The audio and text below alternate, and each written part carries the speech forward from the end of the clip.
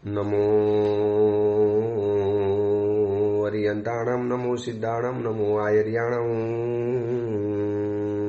નમો વજ્જાયાણમ, નમો લોહે સૌવસાવણમ, એસો પંચનમુકારો સૌવ પાવપણાસણો, મંગલાણમ ચ સૌવેસી બ્રહ્મમ વૈ મંગલમ, મંગલમ ભગવાન વીરો, મંગલમ ગૌતમ પ્રભુ, મંગલમ સ્થૂલભદ્રાદ્યા, જૈન ધર્મોસ્તુ મંગલમ. પ્રવચનનો વિષય છે માર્ગ ભૂલેલા જીવન પથિકોની પ્રતિબોધ કથા. આજથી 1245 વર્ષ પૂર્વે બનેલો 4 પ્રસ્તાવ અને 17,000 શ્લોકોની અંદરમાં ફેલાયેલો આ કુવલયમાલા નામનો ગ્રંથ.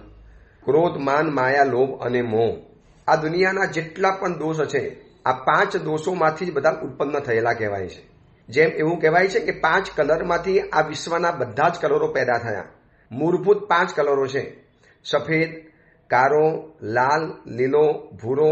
આવા જે 5 કલર છે એમાંથી સંપૂર્ણ વિશ્વના એના મિશ્રણ, એની મિલાવટ, એને પરસ્પર મિક્સ કર્યા, એમાંથી નવા કલરો ઊભા થતા ગયા. તો આ ક્રોધ, માન, માયા, લોભ અને મોહ, આ 5 મૂળભૂત દોષો રહેલા છે. પછી ક્રોધ અને માન ભેગા થાય તો એક નવો દોષ પેદા થાય. ક્રોધ અને માયા ભેગી થાય તો એ નવો દોષ પેદા થાય. ક્રોધ અને લોભ ભેગા થાય તો વળી પાછો એક નવો દોષ પેદા થઈ જાય. એવી રીતે ક્રોધ અને મોહ ભેગા થાય તો વળી પાછો દોષ નવો પેદા થઈ જાય.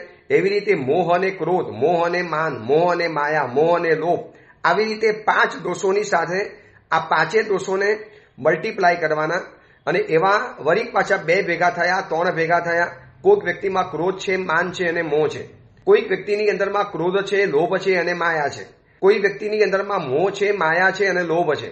તો આવી રીતે અલગ અલગ એંગલથી વિચારીએ તો હજારો દોષો આવી રીતે આમાંથી પેદા થઈ ગયા. પણ મૂળભૂત છે આ 5 દોષો. તો આ 5 દોષોની પીડામાંથી આ સંપૂર્ણ જગતની તકલીફો પેદા થઈ. જે પણ કાંઈ વિશ્વમાં ખાના ખરાબી, વિચિત્ર જોવા માટે મળે છે, એ બધું જ આ 5 દોષોની કોઈ પણ આગળ પાછળની ગડબડમાંથી જોવા માટે મળે છે. હવે એ 5 દોષોનો ચરિતાર્થ, 5 દોષોનું ચિત્રણ, 5 દોષોનું સ્વરૂપ, આ 5 દોષોથી કેવી રીતે દૂર બચવું, આ બધી જ વાતો આ ગ્રંથકાર આપણને બહુ મજાથી બતાવતા કથાના માધ્યમે, કથા દ્વારા આપણને એવા મુકામની અંદરમાં લઈ આવ્યા છે કે 161 ઉપરના જેટલા પ્રવચનો થઈ ગયા, 161. ત્યાં સુધી આપણે આ સ્વાધ્યાય કરતા જ ગયા. હવે નવપદની ઓરી પણ નજીકની અંદરમાં આવી રહેલી છે. તો નવપદની ઓરીની પહેલા ચૈત્ર સુદ 7મથી આ વખતે નવપદની ઓરી શરૂ થવાની છે. એટલે કે 4 એપ્રિલથી નવપદજી ભગવંતની ઓરી શરૂ થવાની. તો 3 તારીખ સુધી, 2 તારીખ સુધી આપણે આ પ્રવચનો ચાલવાના. 3 તારીખે નવપદજીની ભૂમિકાનું પ્રવચન આવશે, આગલા દિવસની એક ભૂમિકાનું પ્રવચન. અને ત્યાર પછી 4 તારીખથી નવપદજી ભગવંતના પ્રવચનો શરૂ થવાના. ત્યાં સુધીની અંદરમાં જેટલા પ્રવચન થયા એ વળી પાછું આપણી આ કુવલયમાલા કથાની સ્વાધ્યાયની રફતાર આગળ વધતી જવાની. તો ત્યાં સુધી આપણે પહોંચેલા હતા કે કુવલયચંદ્ર કુંવરનું આયુષ્ય પરિપૂર્ણ થયું. પરમાત્મા મહાવીરના સમયની અંદરમાં કાકંદી નગરીની અંદરમાં રાજાને ત્યાં રાજપુત્ર તરીકે જન્મ થયો અને જેનું નામ પડ્યું છે મણિરથ રાજકુમાર.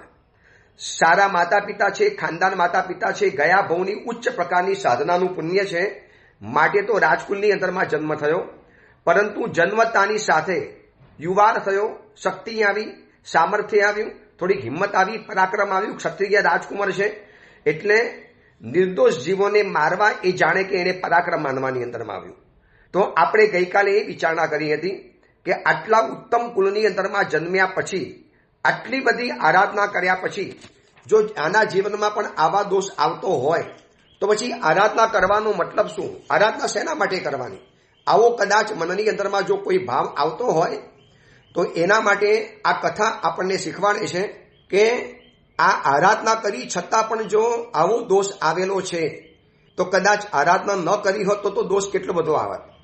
અને બીજા નંબરની અંદરમાં આરાધના કર્યા પછી આવા દોષના ભોગ બનવું તો ભવિતવ્યતા નક્કી હતી, પરંતુ એ આરાધનાના પુણ્યના પ્રતાપે એવો જીવનમાં બચાવ થઈ ગયો, એવો જીવનમાં એક રસ્તો નીકળી ગયો જે કથા દ્વારા આપણને જાણવા માટે મળે છે.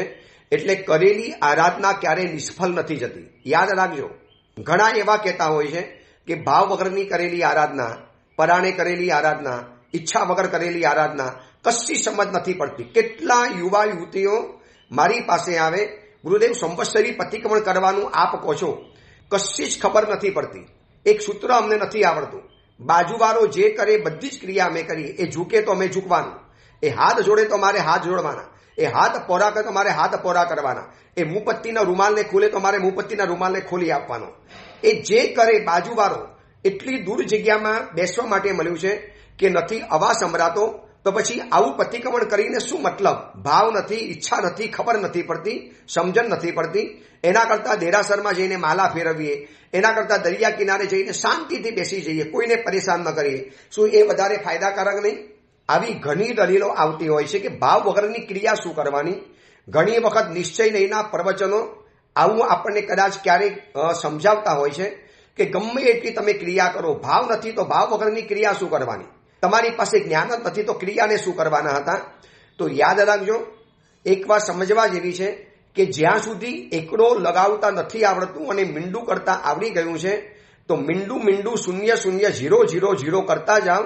આવતીકાલે એ બધાની આગળ કોઈ પણ એક ફિગર લાગશે, 1 2 3 4 5 6 7 8 9, આમાંથી કોઈ પણ એક ફિગર લાગી જશે તો પાછળના બધા જ મીંડા કામ લાગી જવાના છે.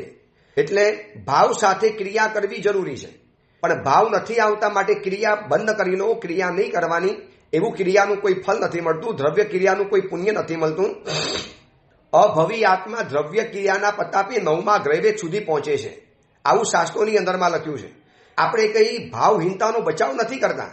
હું તમને ભાવ નથી આવતો તો ચલાવી લો એવું નથી કહેતો, ભાવ લાવવાની પૂરી કોશિશ કરવાની. પરંતુ આ કથાની અંદરમાં જાણ્યા પછી મનમાં આવો સવાલ થાય કે આટલી બધી આરાધના કરી, આટલી ઉચ્ચ પ્રકારની સંયમની સાધના કરી, તો પછી પરિણામ શું આવ્યું? આવો શિકારના દોષ બની ગયા. આ તો ભલે શિકારનો દોષ આવ્યો, આવતીકાલે કોઈ બીજો પણ દોષ આવી ગયેલો હોય, તો પછી એવી આરાધના કરવાનો મતલબ શું? મતલબ એક જ છે કે આ આરાધનાના પ્રતાપે એ આદત, એ વ્યસન કે એ દોષ કે એ અવગુણ જીવનના વધારે બગાડો નહીં કરી શકે. મતલબ ચારેકોર વાયરસ છે, તો દવા લેવાથી ફાયદો એ થયો કે શરદી કદાચ થોડી ઘણી થશે, પણ જે બહુ માત્રામાં શરદી થવાની હતી એનાથી આપણે બચી ગયા. હવે એમાં એમ ન કહી શકાય લો દવા લીધી તો પણ શરદી થઈ ગઈ. અરે દવા લીધી તો પણ શરદી થઈ, પણ દવા નહીં લેનારા કરતાં તમારી શરદીની અંદરમાં ઘણો તફાવત છે, ઘણી માત્રા ઓછી છે. તમને શરદી એટલી બધી પરેશાન નથી કરતી કારણ કે દવા ચાલુ હતી માટે. તો આવી આરાધના કર્યા પછી પણ આવા દોષના ભોગ બન્યા, કારણ કે કોઈક ભવની અંદરમાં નાખેલા સંસ્કાર. અને યાદ રાખજો, કર્મ તો સંખ્યાતા વર્ષની અંદરમાં હટી જાય છે, પણ નાખેલા સંસ્કારો, પૂર્વના ભવની અંદરમાં પેદા કરેલા સંસ્કારો અસંખ્ય ભવ સુધી સાથે ને સાથે આવે છે. કર્મ ખતમ કરવા સહેલા છે, પણ કર્મના સંસ્કારોને ખતમ કરવા બહુ ભારે પડી જાય છે. તો આ કથા દ્વારા એ જાણવું છે કે પહેલા નંબરમાં કર્મ બાંધવા જ નથી, પણ કદાચ કર્મ બંધાઈ ગયા તો કર્મના સંસ્કારો તો ઊભા નથી જ કરવા. સંસ્કાર ઊભા કેવી રીતે થાય? સતત અભ્યાસ, એનો અનુરાગ, એની અનુમોદના, સતત એના માટેની વિચારણા કરવી, સતત એના ચિંતવ્યા કરવું. શુભ કે અશુભ બંનેના સંસ્કાર આવી રીતે પડે છે. એનો અભ્યાસ કરતા ગયા, સતત એનું સાતત્ય જાળવતા ગયા, એની ઉપર અનુરાગ કરતા ગયા, સાધના કરતા ગયા, અભ્યાસ કરતા ગયા. આ બધું જ વારંવાર કર્યું, શુભ કે અશુભ, તો એના સંસ્કાર ઊભા થઈ જવાના છે. તો ગયા ભવની અંદરમાં આવી સુંદર મજાની સાધના કર્યા પછી પણ મણિરથ આ ભવની અંદરમાં આવા શિકારના દોષ બની ગયા. હવે જોજો, શિકારનો દોષ બન્યો છે એ હકીકત છે. ગયા ભવમાં સાધના કરી હતી છતાં પણ આ ભવમાં આવા શિકારના દોષ બનવું પડ્યું એ પણ હકીકત છે. પણ થયું શું કે ફાયદો કેવો થયો? ગયા ભવની આરાધનાથી અહીંયા ફાયદો શું થઈ ગયો? તો બન્યું છે એવું કે એક દિવસ શિકાર કરવા ગયો છે. બસ આજે નક્કી કર્યું કે આજે તો જંગલની અંદરમાં જઈ અને એટલા મોટા જીવોની કતલ કરવી છે, હિંસા કરવી છે. આજે તો દુનિયાને બતાવી દઉં કે મણિરથ કુંવર શું છે, એનું નિશાન કેવું છે, એ ધારેલું નિશાન કેવું પાર પાડે છે. એટલે ગાઢ જંગલની અંદરમાં આગળ વધતો જ ગયો અને આગળ ગયા પછી એના કાનની અંદરમાં સુંદર મજાનો સંગીતનો અવાજ આવતો હતો. એક મધુર માલકોચ રાગની અંદરમાં કોઈ વ્યક્તિ બોલી રહેલી હતી, જે સાંભળ્યા પછી એના મનના ભાવ બદલાઈ ગયા આવ્યો તો શિકાર કરવા માટે, પરંતુ આમ મધુર માલકોચ રાગનો જે અવાજ, બોલનારી વ્યક્તિનો જે ગંભીર અને ઘંટનાદ જેવો મધુર અવાજ, જાણે કે વાદળો ગરજતા હોય, અષાઢી વાદળો ગરજતા હોય એવો ગંભીર અવાજ સાંભળ્યા પછી મણિરથ કુંવર વિચાર કરે કે આ અવાજ ક્યાંથી આવે છે, કોનો અવાજ હશે? આટલો બધો મીઠરો મધુરો અવાજ છે, કોઈ પુરુષનો અવાજ, પણ કેટલો ગંભીર છે, કેટલો ઘટ્ટ છે, કેટલો ઘૂંટાયેલો અવાજ છે, કોણ હશે આ બોલનારું? અને એ અવાજની દિશામાં આગળ આગળ આગળ આગળ વધતો જાય છે. અને બન્યું હતું એવું કે એ સમયની અંદરમાં એ નગરની બાજુના જંગલની અંદરમાં પરમાત્મા મહાવીરનું સમવર્ષણ મંડાયેલું હતું. પ્રભુ મહાવીર ત્યારે ધરતી ઉપર વિચરતા હતા. પરમાત્મા મહાવીરને કેવળ જ્ઞાન મળી ચૂકેલું હતું અને પ્રભુ ગામ ગામ વિચરણ કરતા હતા. 27 ભવના સ્તવનમાં કીધું છે ને, 30 વર્ષ પ્રભુ કેવલી ગામ નગર તે પાવન કીધ. 30 વર્ષ સુધી પરમાત્મા કેવલી બનીને ગામ નગરની અંદરમાં વિચરતા ગયા, ભગવાન ફરતા ગયા. તો એ સિલસિલામાં પરમાત્મા ફરતા ફરતા ફરતા ફરતા કાકંદી નગરીમાં આવેલા હતા. કાકંદી નગરીના દૂરના પરિસરના જંગલની અંદરમાં પ્રભુનું સમવસન મંડાયેલું હતું. કરોડો દેવી દેવતાઓ આવેલા, ગામ ગામથી હજારો હજારો સાજન માજન આવેલું. અને એમાં મણિરથ રાજાના પિતાજી કંચનરથ રાજા સ્વયં પોતે પણ સમવસનની અંદરમાં બેઠેલા હતા. તમે જોજો, પિતાજી સમવસનમાં ગયા છે અને દીકરો શિકાર કરવા ગયો છે. આ વર્તમાન સમયમાં પણ આવું જોવા માટે મળે છે ને. પિતાજી 14નું પતિકોણ કરવા માટે આવ્યા હોય અને દીકરો ક્લબમાં ગયો હોય. મમ્મી 14ના પૌષધ લેવા માટે ગઈ હોય અને દીકરી એ જ સમયની અંદરમાં પોતાના બોયફ્રેન્ડ સાથે ફરવા માટે ઉપડી ગયેલી હોય. પરમાત્મા મહાવીરનું નિર્વાણ કલ્યાણક અમાવાસની રાત્રિના દિવસ ના હોય. એ સમયમાં પરિવારના કેટલાક સદસ્યો દેવવંદન કરવા, પતિકોણ કરવા માટે આવ્યા હોય અને આ બાજુ ઘરના કેટલાક સદસ્યો બાર બિલ્ડિંગની અંદરમાં આવી અને ફટાકડા ફોડતા પણ હોય. અહીંયા એવું જ બન્યું છે. મણિરથ રાજકુંવર શિકાર કરવા નીકળી પડ્યો છે અને એના પિતાજી કંચનરથ રાજા પ્રભુના સમવસનની અંદરમાં આવીને બેઠેલા છે. આ બાજુ મણિરથને ખબર નથી કે ભગવાન મહાવીર પધાર્યા છે. મણિરથને હજી એ પણ ખબર નથી કે પરમાત્મા મહાવીર નામના કોઈ તીર્થંકર પરમાત્મા ધરતી ઉપર વિચરે છે. હજી સુધી કોઈ તીર્થંકર પરમાત્માના પરિચયમાં નથી આવ્યો, કોઈ મુનિ ભગવતના પરિચયમાં નથી આવ્યો. અને પિતાજી તો જઈને બેઠેલા છે. પિતાજી એ પણ નથી કહી શક્યા કે બેટા શિકાર કરવા નહીં જા, આજે સમવસનમાં આવી જા. પિતાને ખબર હતી કે દીકરાને કહીશ તો માનવાનો પણ નથી. સેમ વર્તમાન સ્થિતિ જે અત્યારે છે કે ઘણા માતા પિતા એ પણ નથી કહી શકતા કે બેટા ગુરુદેવે શિબિર રાખેલી છે સુરતની અંદરમાં, જહાંગીરપુરાની અંદરમાં 7 મે થી 11 મેની, બેટા જાને, મજા આવશે, જવા જેવું છે. તમારી ભાષામાં તમને ગુરુદેવ સમજાવશે, હિન્દી ભાષામાં તમને પ્રવચનો આપશે, તમને કશું બોર નહીં થાય. બાકી બધી સુંદરતમ વ્યવસ્થા રાખવામાં આવી છે. જમવાની, કરવાની, રહેવાની, ભોજનની વ્યવસ્થા, ગામ ગામના મિત્રો મળવાના, 250-300 છોકરાઓ ભેગા થવાના. બેટા જાઓ ને એકવાર, બેટા જવા જેવું છે.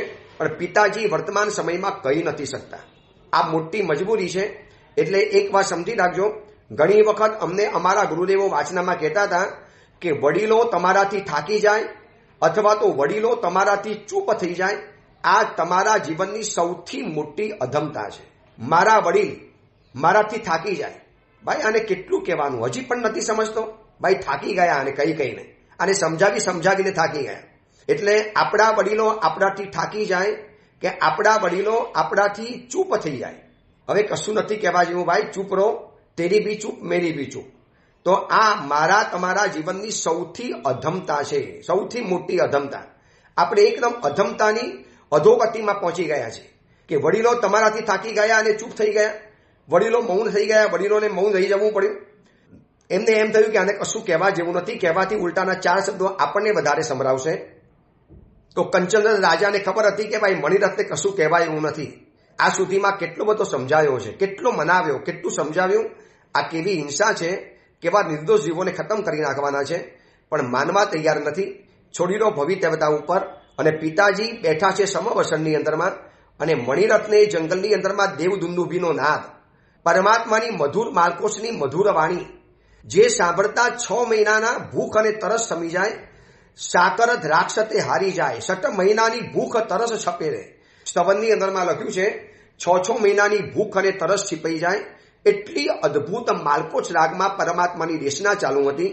આ દેશનાના સ્વર સાંભળ્યા પછી જેમ હરણ્યું સંગીતના અવાજથી ખેંચાય એવી રીતે મણિરથ કુંવર ધીરે ધીરે ત્યાં ખેંચાતો ગયો ત્યાં સાંભળવા જતો ગયો અને દૂરથી એને ભવ્ય સમવસન જોયું.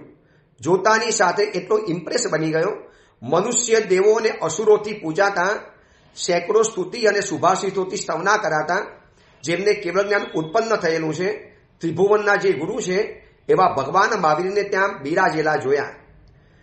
પૂજન કરવા માટે યોગ્ય ભગવાન મહાવીર જીનેશ્વર માટે દેવતાઓએ એકાંત જગ્યાની અંદરમાં મણિ, સુવર્ણ અને રજતના 3 ઘડમય, જેના પ્રગટના ભાગની અંદરમાં મહાસિંહાસન મૂકવાની અંદરમાં આવ્યું છે. ધર્મચક્ર શોભી રહેલું છે, ઇન્દ્રધજા શોભી રહેલી છે, જેને 4 દરવાજા શોભી રહેલા છે. એક દ્વાર ઉપર 16,000 પગથિયા અને ટોટલ 84,000 પગથિયાથી શોભતું આવું સરસ મજાનું સમવસન. આ સમવસનનું વર્ણન પહેલા આપણે એકવાર આ જ પ્રવચનમાં, કુવલય માલાના પ્રવચનમાં પહેલા કરેલું છે. જે લોકો પછીથી જોડાયા હોય કદાચ એને નથી સાંભળ્યું, બાકી જૂના પ્રવચન શ્રોતાઓએ આખું સમવસનનું વર્ણન સાંભળેલું છે. એવા અદ્ભુત સમવસનને જોયું. અશોક વૃક્ષ જોયા, ભમરાઓનો ગુંજારવ જોયો, સૂર અસુર નરેન્દ્રોથી વંદિત ચરણ યુગલવાલા, સંસાર સમુદ્રની અંદરમાં ડૂબતા હજારો જીવોને હસ્તનું આલંબન આપી એવા ભગવાન મહાવીર ત્યાં બિરાજિત થયેલા જોયા. આજુબાજુની અંદરમાં ઇન્દ્રો જોયા, ગણધરો જોયા, મુનિ ભગવંતો જોયા, સમણી ભગવંતો જોયા, સાવક સાવિકાઓ જોયા અને પાર વગરની જનમેદની જોઈ. જગન્યથી 1 કરોડ દેવી દેવતા તો હોય. હવે તમે વિચારી લો, 1 કરોડ દેવી દેવતા હોય તો મનુષ્યો કેટલા હશે, રાજાઓ કેટલા હશે, સન્નારીઓ કેટલી હશે, મુનિ ભગવંતો કેટલા હશે. આખું એક મોટું મહાનગર ભરાય એટલા તો ખાલી માણસો સમવસનમાં બેઠેલા જોવા માટે મળે. મુંબઈ, અમદાવાદ જેવા મહાનગર જેટલા માણસો. તો આટલા મોટા ભવ્ય સમવસન, 1 યોજનના વિસ્તારની અંદરમાં ફેલાયેલું આ ભવ્ય સમવસન જોયું. જિંદગીમાં પહેલી વાર સમવસનના દર્શન કર્યા. પરમાત્માની અમોઘ વાણીના શ્રવણ કર્યા. પરમાત્મા મહાવીરનું અદ્ભુત તેજસ્વી શરીર જોયું. સમવસનનો દિવ્ય વૈભવ જોયો. કરોડો માણસોને જતા આવતા જોયા. સમવસનનું દિવ્ય સ્ટ્રક્ચર જોયું. આ જોયા પછી શિકાર કરવાનું તો ભૂલી ગયો અને બસ અંદરમાંથી થયું, હું ઓર વધારે નજીક જઉં. આ કોઈ સારી વ્યક્તિ લાગે છે, કોઈ ઉત્તમ વ્યક્તિ લાગે છે, કોઈ પરમાત્મા લાગે છે.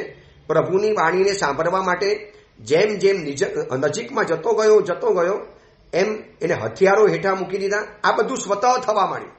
ઉત્તમ વ્યક્તિ કે ઉત્તમ વાતાવરણની અંદરમાં જાઓ એટલે એની અસર આપણને જીવનમાં આપોઆપ પડતી જાય છે. માતા પિતાનું આટલું કહેવાથી, વડીલોનો આટલો ઉપદેશ સાંભળ્યા પછી, અનેક સજ્જન વ્યક્તિઓએ વારંવાર આગ્રહ સાથે કહેવા છતાં પણ જે શિકારનું વ્યસન આ મણિરથ કુંવર છોડતો નહોતો, એને ખાલી પરમાત્માનું સમવસન જોયું, પ્રભુના સમવસનનો દિવ્ય વૈભવ જોયો, પરમાત્માની ધીર ગંભીર મધુર માલકોચ રાગથી સુશોભિત વાણી સાંભળી અને ધીરે ધીરે મનમાં કંઈ પરિવર્તન આવવા મળ્યું અને ઓર નજીકમાં ગયો. ધીરે ધીરે પગથિયા ઉપર ચડ્યો. સમવસનમાં જઈને બેઠો. જોયું તો પિતાજીને પણ આગળ બેઠેલા જોયા. હજારો કરોડો માનવીઓની ભીડ, દેવી દેવતાઓ. જિંદગીમાં પહેલી વખત આવું સમવસનનું દ્રશ્ય જોવા માટે મળ્યું છે. એક આપણે પણ કલ્પના કરીએ કે આવું સમવસન જો આપણને જોવા માટે મળે, સાક્ષાત શ્રીમંદર ભગવાનની પાસે પહોંચી ગયા, કેવો આનંદ થાય. કેવું સમવસનની ભવ્ય રચના હોય છે. આ સમવસનની 12 પ્રસદામાં એક પોતે પણ જઈને બેસી ગયો અને એ સમયે તીર્થંકર ભગવંત મહાવીરની દેશના ચાલુ હતી. પ્રભુ પધારી ચૂકેલા હતા. ઇન્દ્ર નરેન્દ્રએ સ્તુતિ થઈ પણ ગયેલી હતી. ગણધર ભગવંતો આવી ગયેલા હતા. સમણી ભગવંતો આવી ગયેલા હતા. 12 પ્રસદા આવીને બેસી ગયેલી હતી.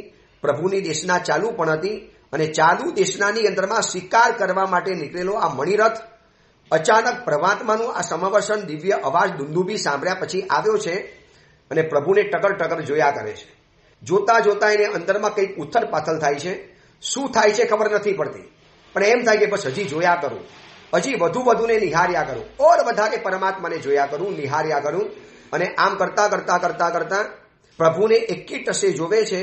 ત્યાં પ્રભુની દેશનાનો પ્રવાહ ચાલુ જ છે. પ્રભુની દેશના આજે સમ્યક્ત ઉપર હતી કે નરક, તિર્યંચ, મનુષ્ય, દેવતાના સેંકડો ભવોની દુઃખની પરંપરાથી દુર્ગમ અને દુરંત એવો આ સંસારના ભવ સમુદ્રની અંદરમાં જીનેશ્વર ભગવંતના સિવાય બીજું કોઈ શરણ ગ્રહણ કરવા લાયક નથી. આ બધું પ્રભુની દેશનામાં ચાલુ હતું. આ કુવલય માલાની અંદરમાં પ્રભુની આખી દેશના બતાવવામાં આવી છે કે પ્રભુએ શું દેશના આપેલી હતી. સમ્યક જ્ઞાન, દર્શન અને ચારિત્ર, આ ત્રણેયના યોગથી મોક્ષ મેળવી શકાય છે. આ સમ્યક્તવાળી ત્રણે આત્માના ગુણો રહેલા છે. એ કોઈ દ્રવ્ય નથી, પણ એ ગુણો રહેલા છે. ધર્માસ્તિકાય, અધર્માસ્તિકાય, આકાશાસ્તિકાય, પુદ્ગલાસ્તિકાય અને જીવાસ્તિકાય એ સર્વ દ્રવ્ય વિશે યથાર્થ ભાવ કહેલો છે. આવું જે માને, પ્રભુના કહેલા તત્વોને જે માને, જીવ અજીવાદી 9 તત્વોની જે રુચિ કરે, શ્રદ્ધા કરે, એનો સ્વીકાર કરે, પ્રભુએ કહેલું છે, ભલે ખબર પડે કે ન પડે, પણ પ્રભુએ કહેલું સાચું જ હોય, આવો જેનો મનની અંદરમાં ભાવ આવી ગયો હોય, આને કહેવાય છે સમ્યક્ત્વ કહેવાય છે. અને પરમાત્માએ જે સત્ય કહ્યું છે એ સત્યને સાચી રીતે સ્વીકારવું, એનું નામ છે સમ્યક્ત્વ. ભલે એને ખબર નથી પડતી હોવ મણિરથ કુંવરને, પણ પ્રભુની દેશનાની અંદરમાં આ બધી વાતો સાંભળે છે. એમાં પરમાત્માએ બતાવ્યું કે અરિહંતો સર્વ જાણે છે, અરિહંતો સર્વ પ્રત્યક્ષ જોવે છે. સે સંવન્નુણમ સંવદરિષિણમ, પરમાત્મા સર્વ જોવે છે અને પ્રભુ સર્વ જાણે છે. અરિહંતો સત્ય બોલે છે, અરિહંતો 3 જગતના બંધુ છે, અરિહંતો ધર્મ પ્રરૂપે છે, અરિહંત પરમાત્મા ધર્મના ભેદને જાણે છે, અરિહંત પરમાત્મા શરણભૂત છે, અરિહંતો બંધનોને છોડાવે છે, અરિહંતો 3 લોકની અંદરમાં પૂજ્ય છે, અરિહંતો સુધર્મ તીર્થના સ્થાપક છે, અરિહંતો સ્વયં બોધ પામેલા છે, અરિહંતો આ લોકની અંદરમાં સર્વોત્તમ પુરુષો છે. આ પ્રભુની દેશના માલકોશ રાગની અંદરમાં ગંગાના પ્રવાહની જેમ અવિરત વહેતી જાય છે. ચાલુ દેશનામાં ભલે આવેલો હતો, પણ પ્રભુની દેશનાનો અતિશય હોય છે કે અડધી દેશનામાં પણ કોઈ પણ વ્યક્તિ જાય તો એને પરમાત્માએ કહેલી બધી જ વાતો સમજની અંદરમાં આવી જાય. તો પરમાત્મા અરિહંત પરમાત્માની જે વાતો બતાવતા ગયા, અરિહંત પરમાત્માની જે વિશેષતાઓ બતાવતા ગયા, એમાં આગળ કહેતા ગયા કે આ અરિહંત પરમાત્મા સર્વ પુરુષોમાં ઉત્તમ છે. અરિહંત પરમાત્મા સર્વ લોકની અંદરમાં પદીપ સમાન છે. અરિહંત પરમાત્મા સર્વ જગતની આંખ છે. અરિહંત પરમાત્મા લોકમાં તરી ગયા છે. અરિહંત પરમાત્મા મોક્ષની પ્રરૂપના કરે છે. અરિહંત પરમાત્મા પૂજનીય છે. અરિહંત પરમાત્મા સર્વસ્વ છે. આ બધું નમુથુરમાં જે આપણે બોલીએ છીએ ને, લોગુત્તમાનમ, લોગનહાનમ, લોગહિયાણમ, ચક્ષુદયાણમ, અભયરયાણમ, જીનાણમ, જાવયાણમ, તિન્નાણમ, તારયાણમ, આખી અરિહંત પરમાત્માની આ દેશના ચાલુ હતી. અને એ સમયની અંદરમાં ભગવાન કહે છે કે આ રીતે મેં તમને જે કીધું, આ પ્રમાણે અરિહંત પરમાત્મા ઉપરની જે ભક્તિ, એમની ઉપરનો ભાવ, એમની ગુણયુક્તની જે પ્રશંસા, આ બધું જે કરવામાં આવે છે, આને સમ્યક્ત્વ કહેવાય છે. અરિહંત પરમાત્માને તે સ્વરૂપે સ્વીકારવા, અરિહંત પરમાત્માએ કહેલી વાણીને તે સ્વરૂપે સ્વીકારવી, આ બધું સંકિત ગણાય છે. અને આગળ પરમાત્માની દેશના ચાલે છે કે જીન વચન રૂપી રસાયણનું પાન કરવાથી એક પ્રકારનું સમ્યક્ત્વ પ્રાપ્ત થાય છે, જેને સમ્યક્ત્વના 3 પ્રકારમાં બાંટી દેવાની અંદરમાં આવ્યું છે. કેટલુંક સમ્યક્ત્વ આવે છે ઔપસમિક સમ્યક્ત્વ, કેટલાક કર્મો ઉપશમ થાય અને જેનાથી મળે છે એને ઔપસમિક સમ્યક્ત્વ કહેવાય છે. કેટલાક કર્મોનો ક્ષયોક્ષમ થાય અને એના કારણે જે ઉત્પન્ન થાય એને ક્ષાયોક્ષમિક સમ્યક્ત્વ કહેવાય છે. અને કેટલાક કર્મોનો સંપૂર્ણ ક્ષય થઈ ગયો, 4 ઘાતી અઘાતી કર્મોનો ક્ષય કરી અને જે પ્રાપ્ત થાય છે એને કહેવાય છે ક્ષાયિક સમ્યક્ત્વ. જે તીર્થંકર પરમાત્મા સિવાય કે કદાચ એ ભવની અંદરમાં મોક્ષે જનારા સિવાય કોઈની પાસે હોતું નથી. તો પરમાત્માએ આ 3 પ્રકારના સમ્યક્ત્વના સ્વરૂપ બતાવ્યા. પછી ઇન્દ્રભૂતિ ગૌતમ, ભગવાન મહાવીર સમ્યક્ત્વનું આવું સ્વરૂપ બતાવે છે.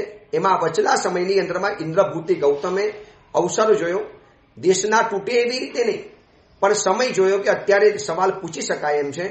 એટલે એમને પરમાત્માને હાથ જોડી અને પ્રભુને વિનંતી કરી કે પ્રભુ, અબુધ જીવોના બોધ કરવા માટે મારે આપને કંઈક સવાલ પૂછવો છે. પણ પ્રભુએ કીધું, બોલો, તમારે શું સવાલ પૂછવો છે? ત્યારે એ વખતે પરમાત્માને સવાલ પૂછે છે કે પ્રભુ, આ સમ્યક્ત્વ રત્ન કોઈ જીવને ભાવથી ઉત્પન્ન થયું છે અને આ સમ્યક દ્રષ્ટિ જીવ છે એ કેવી રીતે ખબર પડે? ગૌતમ સ્વામીજીએ તે સુંદર સવાલ પૂછ્યા કે આ સમ્યક્ત્વ રત્ન કોઈ જીવને ભાવથી ઉત્પન્ન થયું છે, કોઈ જીવને સમ્યક્ત્વ ઉત્પન્ન થયું છે, સમ્યક્ત્વ મળ્યું છે, એની પર સમ્યક્ત્વ છે, એ ખબર કેવી રીતે પડે? અથવા તો આ જીવ સમ્યક દ્રષ્ટિ છે એ આપણને ખબર કેવી રીતે પડે? તો પરમાત્માએ કીધું કે ભો ઇન્દ્ર ભૂઈ ગોયમાં, હે ઇન્દ્રભૂતિ ગૌતમ, 5 સિમ્ટમ્સ એવા છે, 5 લક્ષણો એવા છે કે જેનાથી તમારી અંદરમાં સંકિત છે એ ખબર પડી જાય કે સંકિત આને કહેવાય છે ઉપશમ, સંવેગ, નિર્વેદ, અનુકંપા અને આસ્તિક્ય. જેને સંવેગ, નિર્વેદ, અનુકંપા અને આસ્તિક્ય પણ કહી શકાય. ઉપશમ કો કે સમ કો આ સમ્યક્ત્વના લક્ષણો બતાવેલા છે. અથવા તો મૈત્રી, પ્રમોદ, કારુણ્ય અને માધ્યસ્થ આ 4 ભાવના જેની પાસે છે એ સમ્યક દ્રષ્ટિ જીવ કહી શકાય છે. એક સરસ મજાના જવાબમાં ભગવાને આ બતાવ્યું કે જેની પાસે ઉપશમ છે, ઉપશમ એટલે સમતા, જેને નાની મોટી પરિસ્થિતિની અંદરમાં અકરાય નહીં, હાઈબોય ન કરે, જીવનની દરેક પરિસ્થિતિઓનો જે સામનો કરી શકે, દરેક પરિસ્થિતિને જે આરામથી સહન કરી શકે, એને કહેવાય છે ઉપશમ. તો આવો ઉપશમનો ભાવ જેની પાસે હોય, કોઈ પણ પરિસ્થિતિ ઉપરથી નીચે તૂટી પડે પણ જેના પેટનું પાણી ન હલે. હમણાં હું સુરતની અંદરમાં આવી ગયો છું, તો સુરતમાં ગઈકાલે કતાર ગામની અંદરમાં છું અત્યારે 2 દિવસ. આ પ્રવચન તમે જ્યારે સાંભળશો ત્યારે મારો કતાર ગામથી વિહાર થઈ ચૂકેલો હશે અને ત્રિકમનગરમાં પહોંચી ગયો હોઈશ. તો ગઈકાલે પ્રવચન પછી એક ભાઈ મળેલા હતા. પછી વાતમાંથી વાત નીકળી ત્યારે એમને કીધું કે ગુરુદેવ, શિવ શક્તિ માર્કેટ જે સુરતની અંદરમાં બની ગઈ, એમાં 800 દુકાનો જે બની ગઈ છે, એમાં ગુરુદેવ મારી પણ 5 દુકાનો હતી. દુકાનમાં માલ ભરેલો હતો, પણ સાહેબ કમનસીબે દુકાન જલી ગઈ, માલ બધો ભરી ગયો, અંદરમાં રાખેલી કેશ એ પણ જલી ગઈ. અને ગુરુદેવ અમને એમ કે આવી ગઈ થોડી આગ લાગવાની હશે, એટલે અમે વીમો પણ નથી ઉતરાવ્યો, એની વીમા પોલિસી પણ નથી લીધી. પછી મેં એમને પૂછ્યું કે આટલી મોટી તકલીફ આવી, આટલી મુશ્કેલી આવી, તો કેવી રીતે મેનેજ કરશો? હવે સાંભળજો એનો જવાબ. ગુરુદેવ, દરેક પરિસ્થિતિની અંદરમાં ઝઝુંબવાની શક્તિ ભગવાન પાસેથી રોજ માગું છું. આજે પ્રેક્ટિકલ કરવાનો વારો આવ્યો છે. હશે જે થયું એ થઈ ગયું. કોઈ હાઈબોય નથી, જેને આગ લગાડી એના પ્રત્યે દ્વેષ નથી. દુકાનોની અંદરમાં આગ લાગ્યા પછી ચોરી થઈ છે એના માટે પણ કોઈ ફરિયાદ નથી. કોઈ કહે છે કે જાણી જોઈને ઉપરના મારમાં આગ લગાડવામાં આવી છે. ગુરુદેવ, કશું વિચારવું નથી. જે પરિસ્થિતિ છે એને મારે સ્વીકાર કરી લેવી છે. આને કહેવાય છે સમ. આવો ઉપશમ ભાવ જેના જીવનની અંદરમાં આવે તો માની લેવાનું કે એના જીવનમાં સંકિત છે. તો ઉપશમ. બીજા નંબરમાં આવે છે સંવેગ. સંવેગ એટલે વૈરાગ્ય. સંવેગ અને નિર્વેદ તો મોક્ષ તરફનું ખેંચાણ, સતત મોક્ષ તરફનો જે લગાવ લાગી પડે એને સંવેગ કહેવાય છે. ભલે સંસારમાં રહ્યો હોય પણ છતાં પણ સતત એનું મન મોક્ષ તરફ દોડતું હોય. શરીર ભલે સંસારમાં છે પણ મનનું આકર્ષણ એમ થાય કે જલ્દી મોક્ષમાં જઈએ તો સારું, આ પરિભ્રમણ અટકી જાય તો સારું, આ સંસારમાંથી જલ્દી છુટકારો થઈ જાય તો સારું. આવી સતત ભાવના જેના મનની અંદરમાં અવિરત રમ્યા કરતી હોય તો એને સંકિત દ્રષ્ટિનું જીવનું આ લક્ષણ છે કે એને સંકિત પેદા થયું છે. સંવેગ. ત્રીજા નંબરમાં આવે છે નિર્વેદ. નિર્વેદ એટલે સંસાર ઉપરથી કંટાળો. સુખીમાં સુખી સંસાર હોય, સફળમાં સફળ સંસાર હોય, સાધનોથી સમૃદ્ધ સંસાર હોય, લોકો જેની ઈર્ષા કરે એવો સંસાર એને મળેલો હોય, છતાં પણ એને એમ થાય કે ક્યારે આ સંસારમાંથી બહાર નીકળવું અને ક્યારે આ સંસારને ખતમ કરી નાખવું. જેમ લગ્નની અંદરમાં મોંઘો દાટ સૂટ વરરાજાએ પહેર્યો હોય, અંદરમાં ખૂબ ગરમી લાગતી હોય અને બાજુની અંદરમાં લગ્નની ચોળીનો અગ્નિ સળગી રહેલો છે. હવે એમ થાય કે ક્યારે આ લગ્ન વિધિ પતે અને ક્યારે આ સૂટ કાઢું અને નોર્મલ ફોર્મલ કપડાં પહેરી લઉં. કેટલી બધી ગરમી લાગે છે. ભલે જોનારા ખુશ થાય છે, શું સૂટ છે, શું કલર કોમ્બિનેશન છે, કેવી સરસ મજાની સિલાઈ કરી છે, કેવો સરસ મજાનો સૂટ બનાવ્યો છે. જોનારા એની ઉપર આફરીન છે, પણ જેને સૂટ પહેર્યો છે એ વરરાજા એમ વિચારે ક્યારે ચાન્સ મળે અને આ કપડાં ઉતારી નાખું. બસ કરોડપતિ માણસના સંસારને જોઈને લોકો એમ વિચારે કે કેવો સંસાર છે, કેવો સુખી છે. અને કરોડપતિ વ્યક્તિ નિર્વેદવાળો એમ વિચારે કે ક્યારે આ સંસારમાંથી છૂટું. એના બંગલાને જોનારા થાય કે ક્યારે આપણે આવો બંગલો રહેવા માટે મળે, ક્યારે એની ગાડીમાં આપણે ફરવા માટે મળે. જ્યારે ગાડીમાં કે ઘરમાં રહેનારી વ્યક્તિ એમ વિચારે ક્યારે આ સંસાર મારાથી છૂટે, ક્યારે આ બધું છોડીને ચાલ્યો જાઉં. આને કહેવાય છે નિર્વેદ કહેવાય છે. સંવેગ, નિર્વેદ. ચોથા નંબરમાં અનુકંપા, જીવો ઉપરની દયા. અને 5મા નંબરમાં આવે છે આસ્તિક ભાવ. દરેક વસ્તુનું અસ્તિત્વ સ્વીકારનારો હોય કે આ વસ્તુ છે, આવું સ્વીકાર કરનારો જે વ્યક્તિ હોય, તો આવા 5 લક્ષણો જેની અંદરમાં છે તો એ જીવને સમ્યક તો ઉત્પન્ન થયેલું ખબર પડી જાય. કે ભાઈ આ 5 ગુણો એની પાસે છે, તેને સમ્યક્તમાં આવેલું છે. હવે આ જીવ સંકિત દ્રષ્ટિ છે એ જાણવા માટેના જે 4 લક્ષણ બતાવ્યા, મૈત્રી, પ્રમોદ, કારુણ્ય અને માધ્યસ્થ, એની વાત આપણે આવતીકાલે વિચારીશું, આગળ ઉપર વિચારીશું. એ જ મંગલકામના, મંગલ ભાવના. જીનાગના વિરુદ્ધ કાંઈ પણ બોલાયું હોય તો મિચ્છામી દુક્કડમ.